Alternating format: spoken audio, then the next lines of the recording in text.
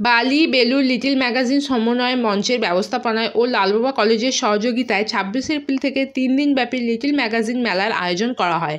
উদ্বোধন অনুষ্ঠানে উপস্থিত ছিলেন ডক্টর শঙ্কর কুমার সান্যাল, অধ্যক্ষ ডক্টর সঞ্জয় কুমার, শিক্ষাবিদ রাজু রমন, শঙ্করজ্যোতি ঘোষ প্রমুখ। প্রতিদিন আলোচনা ও সাহিত্যানুষ্ঠান ছিল মেলার অন্যতম অঙ্গ।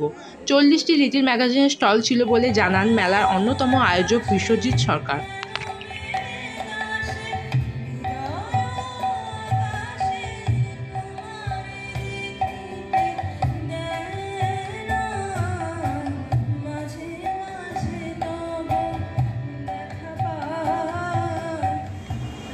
মাঝে মধ্যে লাগে কি আমাদের থেকেও কঠিন কাজ করছেন।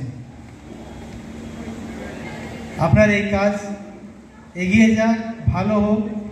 আমার হিসাবে হিন্দিতে আমি সবাইকে বলি, যারা লিটল ম্যাগাজিন বের করেন, ম্যাগাজিন বই বের করেন, বলি এটা কন্টিনিউ করে যান।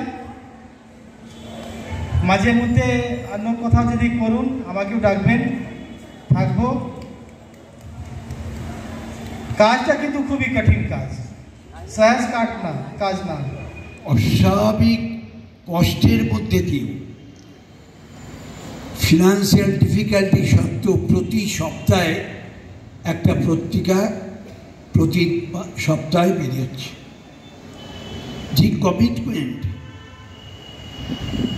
যে চিন্তাধারা, যা তাদের জাগ্রত করে রেখেছে, সেই ছোট পত্রিকা কিভাবে এগিয়ে নিয়ে যাওয়া যায় শতবর্ষের গোড়ায়, তারা সেটি চালিয়ে রেখে প্রমাণ করেছে। এই ধরনের বহু পত্রপত্রিকা আছে, যে পত্রপত্রিকাগুলো বহু বিখ্যাত লোক তাদের হাতের লেখন। একটা জিনিস করতে চলেছি, সেটা হচ্ছে লিটল ম্যাগাজিন সমন্বয় মঞ্চ। কেননা আপনারা জানেন যে লিটল ম্যাগাজিনগুলো বিভিন্ন ইয়েতে তৈরি হয় এবং উঠে যায়। এটা লিটল ম্যাগাজিনের ধর্ম এবং অনেক দিন ধরে অনেকগুলো চলছে। এবং যে কথাটা অধ্যক্ষ মহাশয় বললেন যে আমাদের কিন্তু এবারে এখন একসঙ্গে হওয়ার, এটা আমরা অনেক দিন অনুভব করছিলাম এবং যার জন্যে গত 2 বছর ধরে এই অঞ্চলে একটা লিটল ম্যাগাজিন মেলা করা হয়েছিল। কিন্তু এবারে এখানে করা বেলুর এলাকার মধ্যেও এমন কিছু মানুষ আছেন যারা এই কাজ নীরবে করছেন। এখানের সংস্কৃতি এবং প্রাচীন ঐতিহ্য পুনরুদ্ধারে তারা ব্রতী। আমাদের লক্ষ্য তাদের পাশে থাকা। মোবাইল সর্বস্ব জীবনে ছাত্রদের কাছে বই ধরো, বই পড়ো, বই ঘাঁটো, এই কাজ অনেকের কাছে হাস্যকর মনে হতে পারে, কিন্তু আমাদের ভাবনা মোবাইল কখনো বইয়ের বিকল্প হতে পারে না। লাইব্রেরি থেকেই বর্তমান ডিজিটাল জ্ঞান ভাণ্ডারের উৎস ও বিকাশ। যে ছাত্র এখন সাহিত্য পড়ে না বা পড়ার অবকাশ পায় না, অথচ দিনরাত মোবাইলে বুঁদ থাকে, আমরা শুনতে চাই তাদের কথা। এই মেলা তার বলার মুক্তমঞ্চ।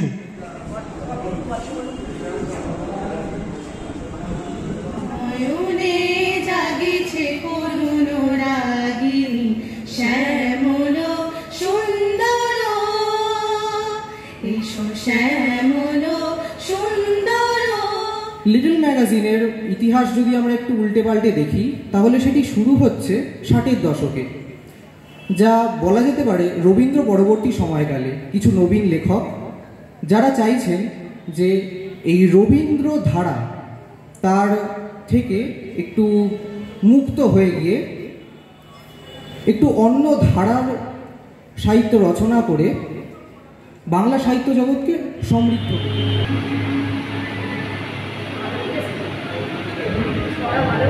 তোমার পাথরে দিয়েছি মালা, এত মালা, এত ফুল, তুমি ঢাকা পড়ে গেছো। তুমি পাথর না হলে রাগ করতে।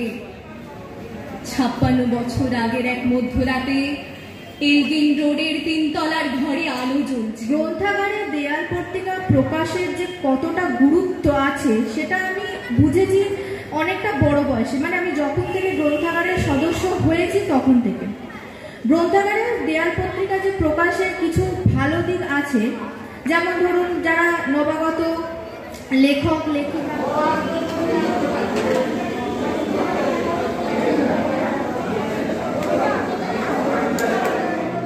আকাশের ঠিকানায় চিঠি লিখো, ভালো আছে ভালো থেকো, আকাশের ঠিকানায় চিঠি লিখো, দিও তোমার বিপ্লবের নামই হলো লিটল ম্যাগাজিন বা ছোট পত্রিকা। লিটল ম্যাগাজিন অর্থাৎ ছোট পত্রিকা, এগুলি প্রকাশিত হয় খুবই স্বল্প পরিসরে, স্বল্প অর্থে চলে, কিন্তু সাহিত্যের গভীরতা এক নতুন ভাবে স্ফুরণে এরা অমিত শক্তির অধিকারী। এই পত্রিকাগুলি মূলধারার বাণিজ্যিক সাহিত্য থেকে আলাদা।